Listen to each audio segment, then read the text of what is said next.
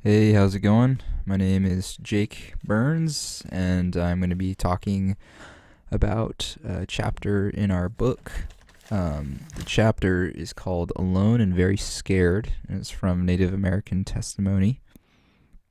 And it's a short chapter. It's short, and it's not sweet. It's actually a very sad story about a young man named Richard S. Cardinal. Okay.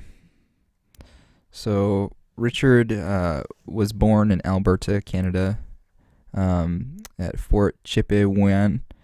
I'm not sure if I'm saying that correctly, but there's a map of where he was born. So it's North Alberta, Canada. It's pretty far up there, and so he was born at that location. And then at a young age, he talks about how his parents were alcoholic, and he's taken from his parents and relocated to a place called Wandering River. So that's Wandering River. It's still in Alberta, Canada, and it's denoted by that little red dot right there.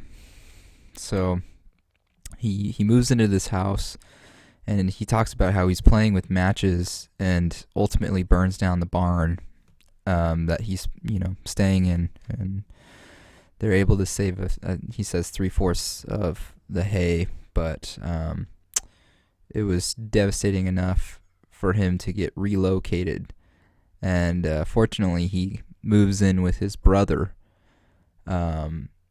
Charlie, and a little bit after that has his sister Linda move in with him, and he talks about how they're older than he is, so they end up playing without him, and he ends up getting left out, and starts feeling pretty alone and pretty depressed. But all three of them eventually move into a new home with an elderly couple. So since this is a diary that he wrote the entire time, it's important to note that the writing, everything in this chapter is literally written down the way he wrote it, and all the names are crossed out. So we know Charlie and Linda. We have those two names, but the elderly couple that he moves in with are Mr. and Mrs. Blank. So he talks about how he moves in with them, and comparatively, there's nothing really to reference to. So he thinks it's just as bad as everything else he's been living with or living in as far as houses go. But he talks about how he starts going to school and experiences his first, experience with puppy love with a girl named Heather.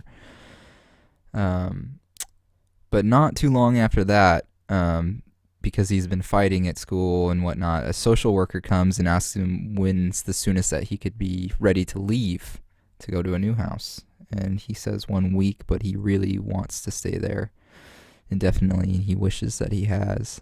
And he ultimately gets taken away from that house with his brother and sister, and is going to be relocated. So he talks about how, in the hours that he has left at his house, he goes out to the barn and plays harmonica and tries to hold back,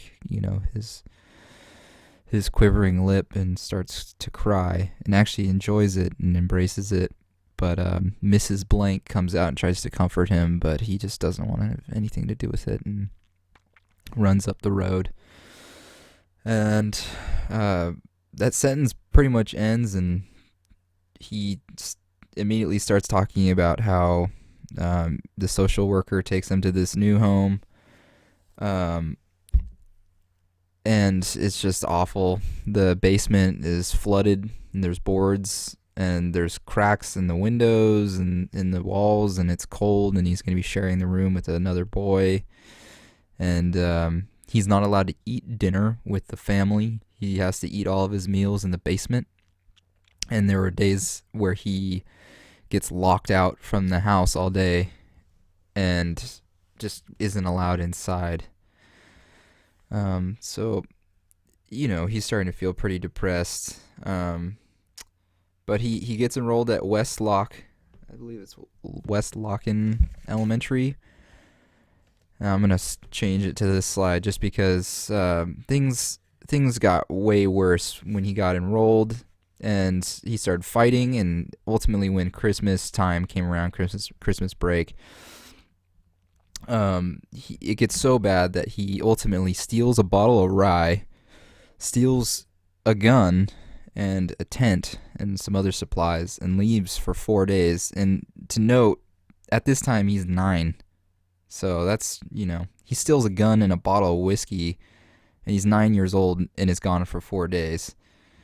And they find him, they bring him back, and he's super depressed, and he tries suicide for the first time, which he tries 3 times, and on the third time he's successful. So he tries suicide the first time by cutting his wrists, and writes how it's too painful, so he will never try that again. And he ultimately starts skipping more and more classes, and his foster father ultimately finds out and loses it, and hits him across the face, and then does it again. And while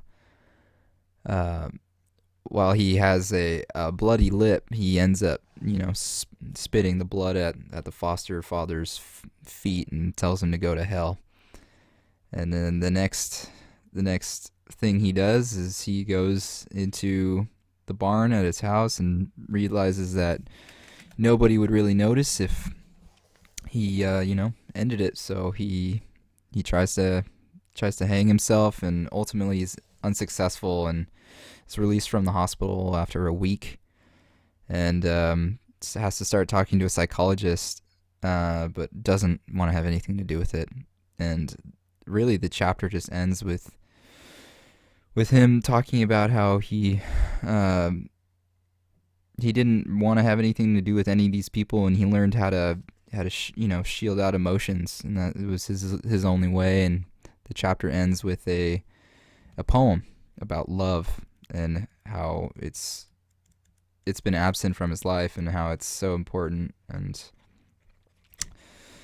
yeah, ultimately this chapter is it's a really sad story, and it's tragic, and it's honestly indicative of the suicide rates that are happening for natives all across the country. I mean, the chapter begins talking about how in Alaska there's a 300 to 400% increase in suicides in Alaskan natives compared to white people.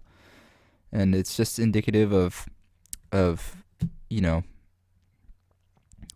lot of trouble inside the family, outside the family, and in the hearts of these people and these children. The first time this kid was thinking about suicide, he was 9 years old. So it's not a happy story, and I think it's meant to have a strong punch and takeaway, that